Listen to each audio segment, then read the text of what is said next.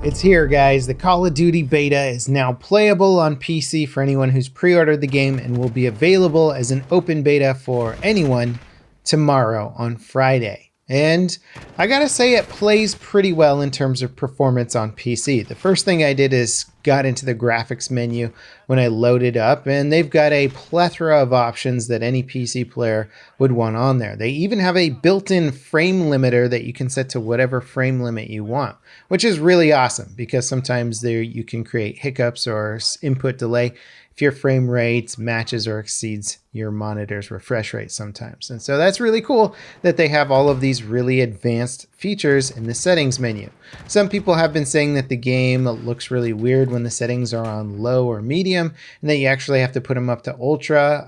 I was definitely noticing a little bit of graphical artifacts here and there when loading into the game, objects not popping in at the right times, things rendering with white textures on occasion, and I could also see the seams in between textures on the ground.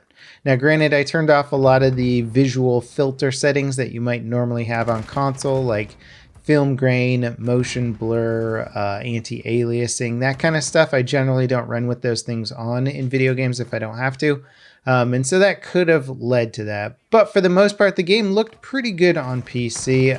It's possible that it's using some sort of pseudo downsampled resolution. I'll have to research that a little bit more. The crossplay functionality is fully implemented and working flawlessly as far as I can tell. PCs, Xboxes, and PlayStations are all playing in the same servers, and to be honest, it doesn't feel like any one of them is having a massive advantage over the other ones. I could be mistaken as meta starts to solidify itself and good playstyles start to emerge. Maybe PC will pull ahead, but the sticky aim on console is very powerful, and especially with some of the visibility issues still persisting, like dark rooms, dark corners, dark areas in general, the sticky aim really helps lock your sights onto those players if you're using a controller, where on PC you're just sort of shooting blindly into the darkness, guessing. So there's definitely some sticky aim advantages to be had in certain situations. Now, in terms of new gameplay modes being added to the beta, like the 32v32 ground war, that has not yet been released today. I kind of understand the decision behind Activision to maybe hold off on this for like another day or two.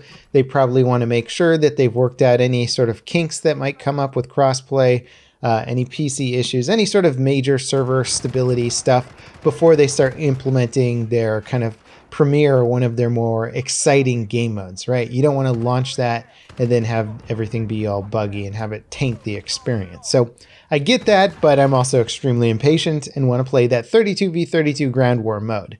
In the meantime, though, I was able to sort of get my bearings on PC, get a feeling for what the weapon balance and all that stuff feels like. When I was playing with keyboard and mouse on PlayStation 4, there was so much input delay and low frame rate and low field of view that it was hard for me to really kind of make any sort of final judgments towards the weapon balance and stuff, because I was like, oh, well, I can't snipe on console because I'm a crappy console player, so I'll just play with the popular weapons. But I gotta say, on PC, I'm not overly impressed with the weapon balance or the weapon characteristics when it comes to balancing the guns between one another. There's a couple guns for, say, the assault rifles and the SMGs that feel incredibly good, incredibly satisfying and powerful. And once you start going outside of those weapons, things are not quite as enjoyable. I was like, you know what? Now that I'm on PC, let's try out the semi-autos, like the EBR-14 or whatever, the upgraded M14, which I've really enjoyed in other modern military shooters, was excited to try it out in Call of Duty. Using that weapon in this game is basically unplayable in my opinion. I couldn't even get enough kills to rank it up to unlock some different optics or something.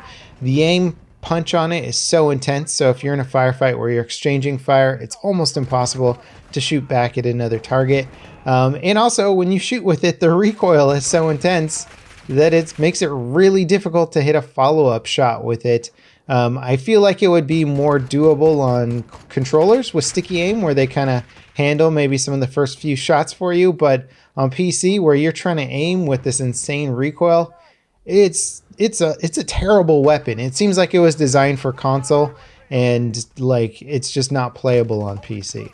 I somewhat feel the same about bolt action sniper rifles too, but then again, that's also sort of an issue I have with general ADS speeds in Call of Duty games. Call of Duty has those one-shot bolt-action sniper rifle kills, which I think don't really have a big place in PC shooters in general, because being able to aim and snap on a target really quickly on PC is generally easy, so giving you a one-shot bolt-action weapon is really hard to balance. And I feel like the way Call of Duty has balanced sniper rifles is something that I've just fundamentally disagreed with in the past, which is just giving them stupidly slow ADS speed, leading to the like quick scope mechanic and stuff like that, where people just don't aim down sights really with them because you don't have the time to in a lot of fast-paced combat situations. I've always preferred the way that Battlefield does it, having the headshot, one-shot kills and the two-shot body shot kills with extremely fast ADS speed has made it far more enjoyable, though I don't know if that would really balance out in Call of Duty all that well because of the insanely fast time to kill. And that fast time to kill is for sure going to be a very popular subject matter, because personally, I do think it detracts a bit from the skill ceiling in Call of Duty Modern Warfare because of the very chaotic nature of this game, because it's got these sort of open format maps with people spawning in all different areas all the time. There's no sort of linear motion to the maps. You don't have front lines.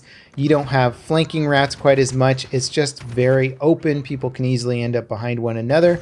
And in those situations, the very fast time to kill results in a non-exchange of gunfire. One person sees another, opens up on them, the other player panics, and then is dead before they can react. And in my opinion, that's not as fun as games that offer more of an exchange of gunfire, where the better marksman, the better player can come out on top. I prefer that. And so when you have more chaotic games, that lowers the skill ceiling. It means that your gun skill doesn't count for as much, because if you can't even return fire, then it literally counts for nothing in that specific situation. And so that's something that I will take issue with this game. It's pretty typical for the Call of Duty franchise, and if you like Call of Duty and that's never bothered you about it, then it probably won't bother you in this game. But for me personally, the amounts of firefights that have not been exchanges of gunfire have been a little bit too high for me. And again, this is very much a twofold problem of having these chaotic game modes and the fast TTK,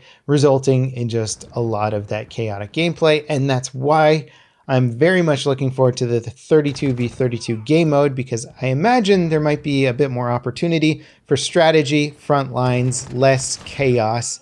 Hopefully, is how I'm imagining it anyway. So I'm still very excited to play that game mode. Now, another thing that I wanted to sort of revisit from my PlayStation 4 first impressions was the audio. Is the audio going to sound different on PC versus PlayStation 4?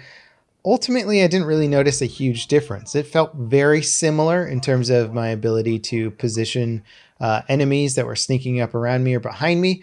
On maps where there wasn't a lot of clutter or super concentrated combat, like some of the 6v6 game modes, it wasn't too bad locating enemies. I still think the positional audio is a bit muddied, and just having been used to playing Battlefield titles for a long time now with much better positional audio, in my opinion, I don't think Call of Duty is there yet. Not even that close. And they still have a lot of noise pollution in the more saturated game modes, like guitar riffs that play when you like rank up or capture points or something like that. Tons of VO lines that are popping off constantly, tons of explosion sounds effects, tons of stun flashbang stuff, also muting and muffling your audio. It gets hard to use audio strategically. They might have a perk later on that elevates the sound of enemy soldier footsteps, but I've never particularly enjoyed that being used as sort of a thing that you're going to have to trade off with something else. I've always thought of audio as something that everybody should have access to, and then adding silent footstep in there to make it so that, hey, no matter how good somebody's audio is, they're not going to hear you, has always seemed like kind of a cheap, cheesy tactic to throw into a game to try and make it seem like interesting meta, but ultimately it's lowering the skill ceiling. Now, to just try and wrap up my overall opinions of this first day of playing a limited portion of Call of Duty Modern Warfare, I gotta say the wind has been taken out of my sails a little bit. I was hoping for maybe a higher skill ceiling, for gunplay to matter a little bit more, but it it doesn't feel like it does that much. I feel like I get punished way too much for trying to experiment with different weapons.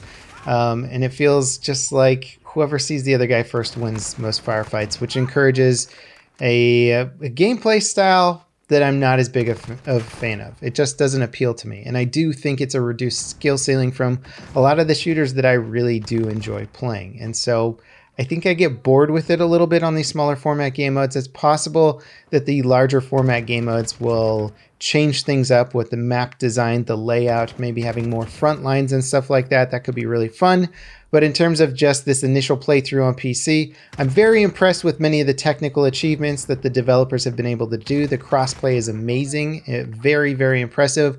But just the game design, it feels like maybe console took priority and then the PC weapon balances on the back burner. Hell, maybe things are really not that great on console either. I'm not good enough on console to make that kind of judgment call. But from a PC player's perspective, I'm just not overly impressed with the gun meta and the gameplay meta. I think it's kind of low skill and a little bit too chaotic for me. But I'm still really excited to try out that 32v32. I think there's a lot of promise there, and I do want to try and rank up some of these other weapons and see if I can make them a little bit more competitive. If I put enough time into them and get enough attachments, maybe they'll get on par with some of the most popular guns in the game. So we'll see. I'll be playing it a bit more, trying to refine my opinion and what I think of the game, and of course, checking out the larger format game mode whenever that drops. Thanks for watching, guys, and I'll see you next time. This is Level Cap, signing off.